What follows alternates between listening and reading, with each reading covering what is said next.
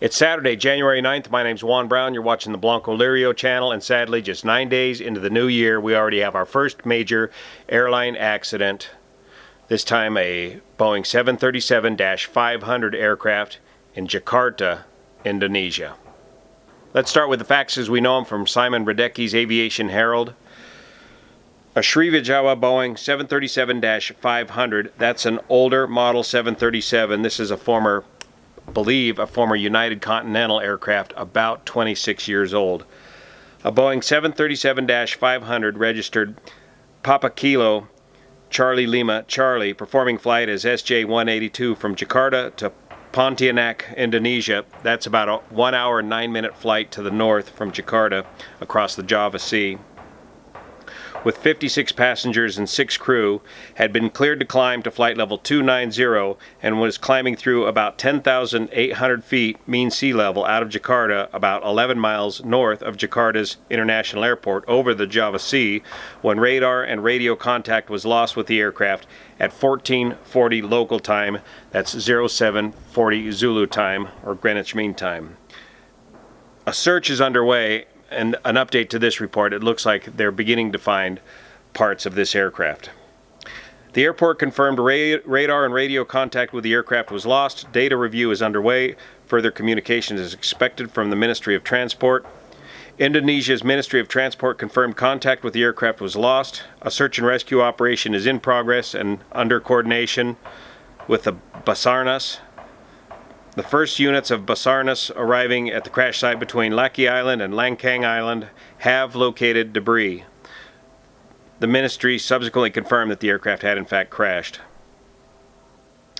The aircraft had departed the airport at 14:36, climbing through 1,700 feet. The aircraft was cleared to climb to flight level 290.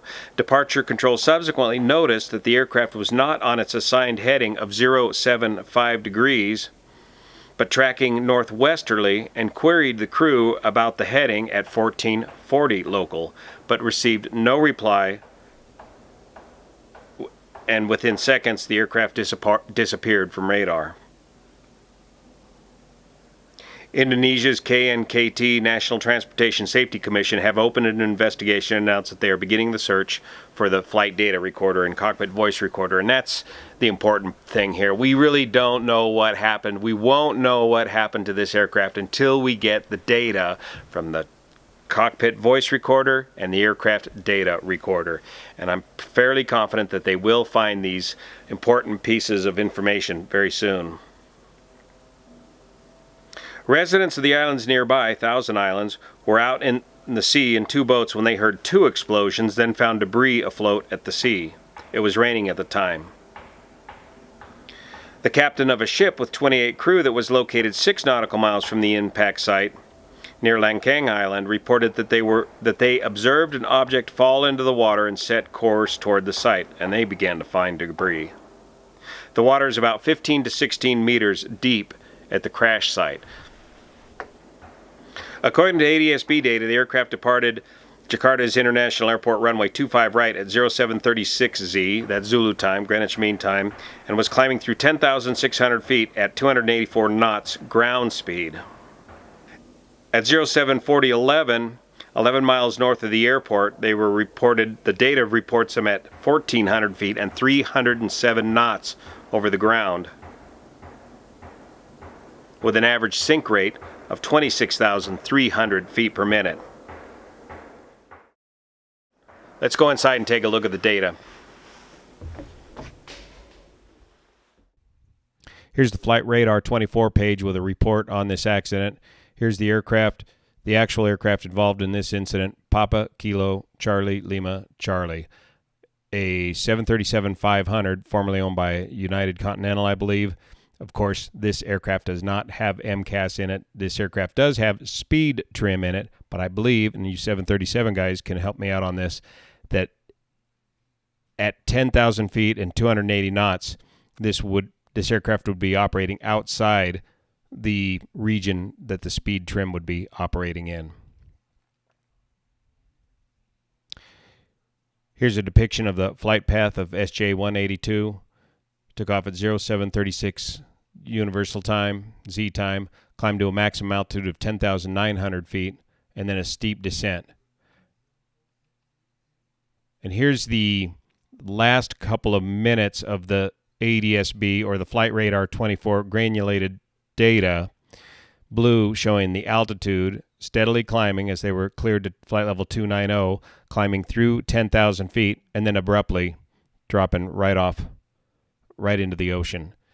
The speed shows steadily climbing up to about 280 knots, and then there's this dip in the speed down to about 120 knots or so. This is ground speed over the ground, and then the ground speed rising all the way back up to over 350 knots in just the last minute. I don't know if this is an anomaly. Did they stall the aircraft? Did they lose control of the aircraft and stall the aircraft? Or was there some maneuvering going on such that affected the ground speed readout on this? Again, this is granulated, rough data from Flight Radar 24. Until we have the data from the aircraft, the actual data from the aircraft itself, it's going to be very hard to corroborate this data. Now let's play the last couple of minutes of the data from Flight Radar 24 and look at the track, which is the track of the aircraft, basically the heading of the aircraft. And they're cleared to 075, but they're coming around to that heading, and then all of a sudden there is some major heading changes in those last couple of moments of the flight as the aircraft is heading into the sea. So again, steadily coming around to the right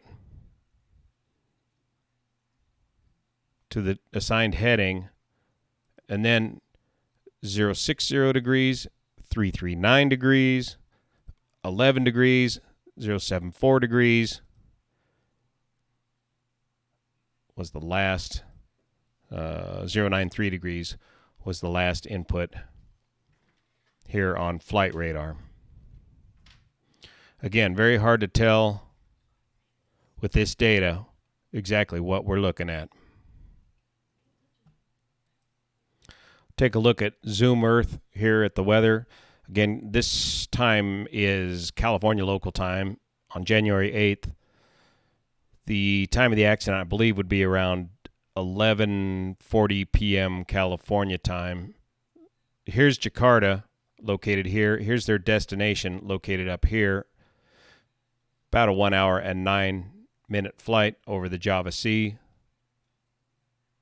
And there's always weather building up in this part of the world. Thunderstorm activity. Looks like we've got some good buildups back over here. 8, 9, 10, and it's building up here near the airport a bit, raining a bit at the airport. 11. So they made their track out this way, and this would have been the weather they were looking at. Looks like they were just on the edge of the weather.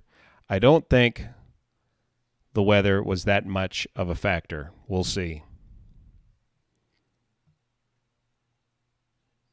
One other thing that is probably not much of a factor would be pressurization or explosive depressurization, as the aircraft only reached an altitude of about 10,900 feet. So not enough pressure differential to cause much of a problem with the aircraft. So not a lot of information to go on at this time. Eyewitness reports can always be a little bit sketchy at the beginning of an investigation, but it does appear that the aircraft did hit the water in one piece. Based on the preliminary ADS-B data from Flight Radar 24, that would corroborate that evidence. We really won't know much of anything until we find the data recorders associated with this aircraft. Even then, it'll be a year from now before we get a factual report of what happened to this aircraft, and it'll be 2 years before we get a final report of what actually happened to this aircraft. Thanks so much for your support of this channel, especially over on Patreon, that makes this content possible. Thanks. See you here.